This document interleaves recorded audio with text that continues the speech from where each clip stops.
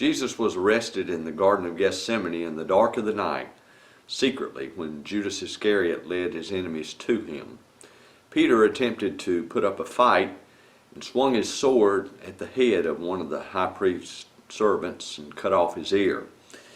Jesus then quickly healed the man's ear and told Peter, "Put up again thy sword into his place, for all they that take the sword shall perish with the sword."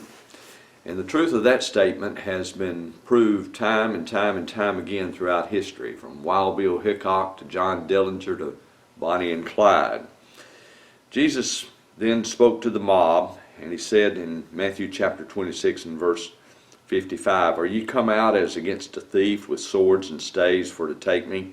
I sat daily with you teaching in the temple, and ye laid no hold on me. But all this was done that the scriptures of the prophets might be fulfilled." Then all of his disciples forsook him and fled.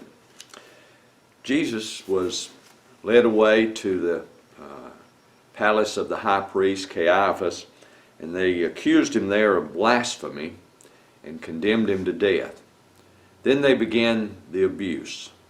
They spit in his face, they hit him with their fist, and they slapped his face.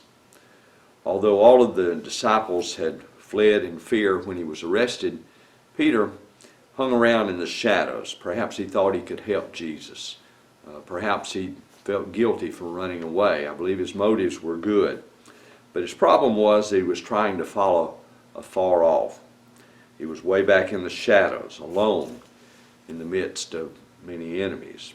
Following afar off won't work. It didn't work for Peter. It won't work for you and I. It's hard to maintain our courage when we're way back in the shadows instead of on the front lines. When challenged 3 times that he knew Jesus, Peter denied, finally cursing and swearing and saying, "I know not the man."